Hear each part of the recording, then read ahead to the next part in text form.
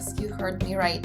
We love our problems. Seem to be creating problems and crisis situations in my life all the time. I am not this individual existence that I'm unique, I'm special, and I'm separate from you. The fact that even science shows to us that it's a very, very small fragment, almost non-existent fragment. This is not about changing it right now, it's just to have that awareness of how is it that I'm doing that? Who would we be without these problems?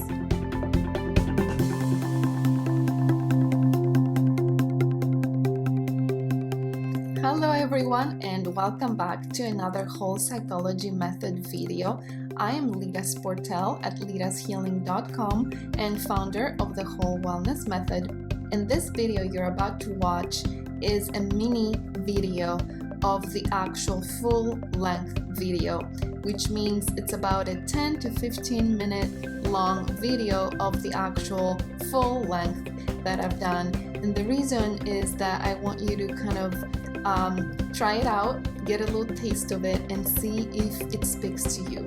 See if it is concepts that you want to dive deeper into. See if it touches your heart. See if you resonate with it and if you feel inspired by these concepts. And if you do and you want more of these, then join my program of the psychology pillar that I have a series of these videos and you can get a lot more on that. Why is it that we love our problems?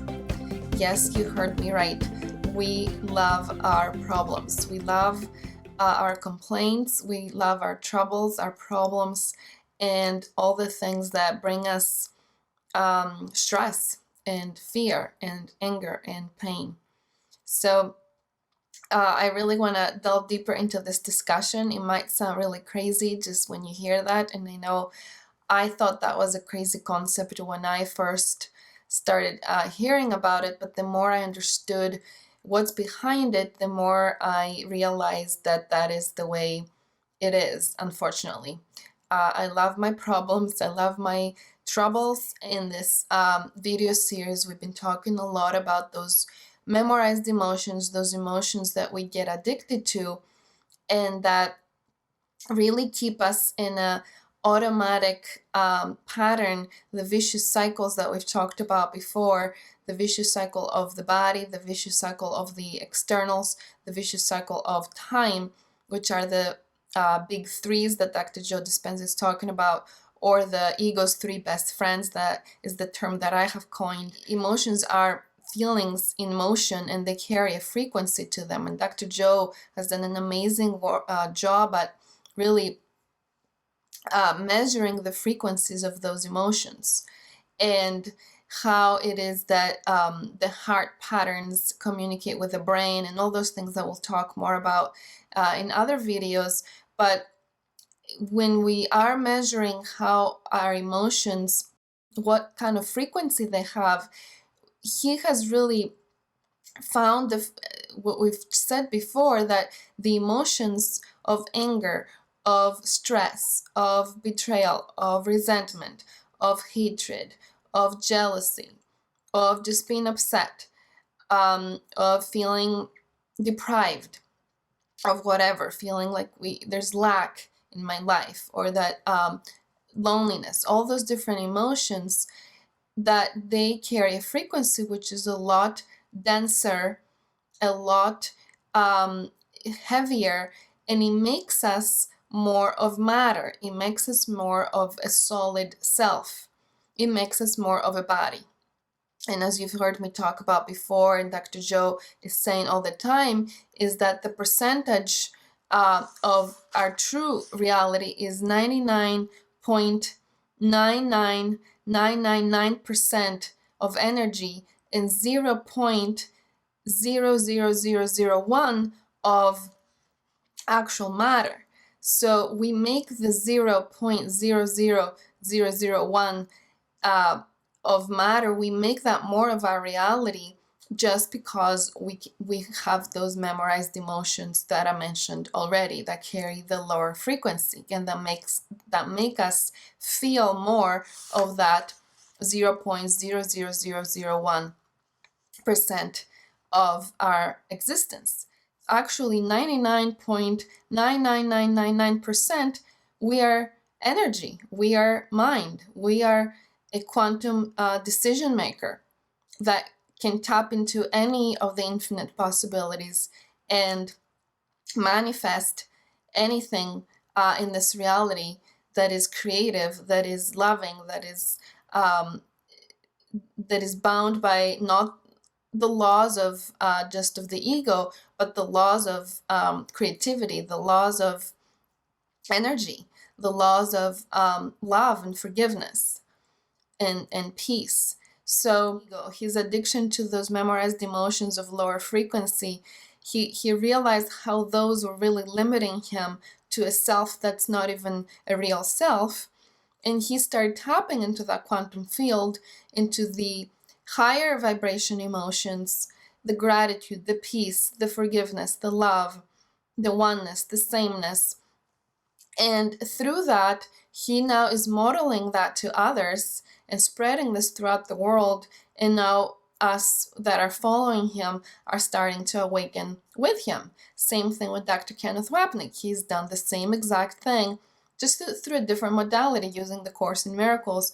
But it's the same concept. It's to really realize and become aware of where we've been, what we've done, what have been our addictions, what have been the memorized emotions we've had, what have been those patterns, those neurons that have been firing together and wiring together, creating a vicious cycle of memorized emotions feeding back into the brain, and the brain feeding back into the body, and the body back into the brain, creating that vicious cycle of body, environment, and time.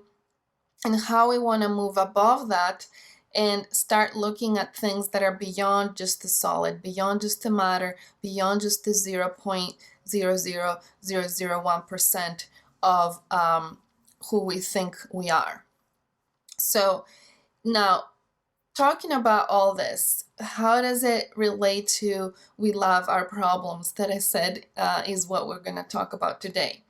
How does all that every time we are tapping into those emotions of anger, of frustration, of I'm upset, I'm reacting because of what you said, or because of what my body's doing, or because of what happened in my environment, or because I'm stressed out because I don't have time. Every time there is a reaction to things of body, environment, and time through those lower vibration, lower frequency emotions, which we could call the ego emotions, every time we do that, there is an addictive nature to them, because we feel there's a sense of power and control that we feel when we experience these emotions. There's a sense of an adrenaline rush that we experience when we have these emotions. There is a sense of almost like we are awake, almost that we get this energy rush when we are experiencing these emotions. Dr. Joy is saying it's almost like drinking a triple espresso when we're experiencing these emotions. We have also looked into the research to see that cortisol, which is the stress hormone that we talked about before in our stress video, where drinking coffee perhaps, or other stimulants, or things in our external environment that could really trigger us to be upset about, to get stressed about, to get angry about, to react to something that's frustrating, or to get really very fearful about something. Those things actually wake us up. That's what they're meant to do on a survival standpoint, because when we are into a situation that we don't like, the purpose of the survival hormones are to get us out of that situation. Speaking evolutionarily speaking, if it was something threatening to us, we have to get out of that situation right away. So we need energy to get out of that situation. Now, if it is something like my spouse saying something that's irritating to me, and me having a reaction And all of a sudden I'm going from being pretty bored all day and doing the same thing at my job and just feeling really tired and fatigued, and then he does something that is really just pushing my buttons and triggering me. All of a sudden I go from being like just not really having any not caring about things very much, to now I'm really passionate about what just happened, and I'm just gonna react, and I'm just gonna say something to him and get into an argument or whatever it is that I do. So what I was trying to get at is that the way I would feel once I am in that reactive, stressful, upset, angry mode is I'm gonna now feel pretty awake. I'm gonna now feel like I got some power. I got some, um, feistiness in me that I'm ready to fight, and I'm ready to prove my point, and I'm ready to prove why you're wrong and why I'm right, and why things can't be happening the way you're suggesting, or why the way you're talking is not the right way, and so on and so forth. But the fact that even science shows to us that it's a very, very small fragment, almost non-existent fragment of thinking that we are in a body separate from each other, is fascinating. But back to my point is that the ego really wants us to believe that we are this somebody, this unique me with my problems, with my troubles, with the good things about my life, with the bad things about my life, and that I exist as an individual self, and that I can justify my emotions by what is going on around me, by what's going on in my body, by what's going on in your body, and by what's going on with time. So you see that there is a purposive nature of this addiction to these emotions. There's a purposive nature of my complaints and my troubles and my problems. And that purpose of these problems, the reason I love my problems, and we all love our problems, is because it roots us further into being a somebody, into being this unique individual self. Because if I didn't have these problems, and I didn't reinforce these feelings that fall under the ego feelings, then I wouldn't be experiencing myself as much as a body. I would be experiencing those more elevated emotions. I would be experiencing more of the oneness, more of the energy, reality of who I am and of who you are. I would be experiencing more of creation. I would be experiencing more of forgiveness. And when I am on that level, I am not a unique self. I am just like you are. I am the same with everyone, and I am one with everyone, and that is a big threat to the ego that wants to be this individual special self. So the purposive nature of the complaints is to, and the problem, and all the problems that we have, and the reason why we want them in our lives, we keep these situations in our life to feed our addiction to survival-oriented emotions, so that we can remember who we think we are as a somebody. The reason for all that is that it really serves the purpose to keep us very focused and obsessed with things like time, environment, and body, and not go beyond to the level of the mind, not look above to the quantum field, not go above to the level of the energy, and look at the fact that there's a whole new world over here, and that's who I truly am. But rather, the ego doesn't want us to go there. It doesn't want us to look at those things. It wants us to stay in the more dense, corporeal, bodily level. They have a sense of exclusivity. They have a sense of, because you gave me what I wanted, now I love you, or because I am a bigger person, I forgive you, or because I got what I wanted, now I'm grateful, or because I was able to achieve what I really wanted, now I feel self-compassion and appreciation for myself. So it has a sense of, if this happens, then I will feel good. So it's that conditional sense of those good emotions that we experience.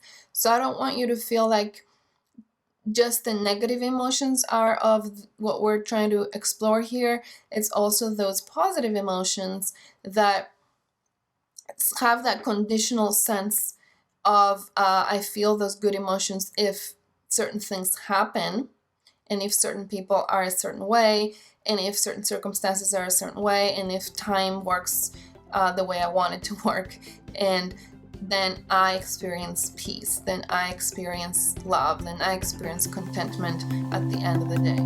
I really hope that you have found at least one thing from this video that has benefited you or that has inspired you in some way. And if you think of somebody else that might also benefit from this, please share it with them. I really hope that you found this video valuable and that it has inspired you in some way. And listen to your heart. If you feel that you want more of these and that you want the actual full-length videos and that you want more neuroscience and you want more of the psychology and the Course in Miracles and the Dr. Joe Dispenza work and all these different things that I provide you, then come and join me inside the Psychology Pillar program.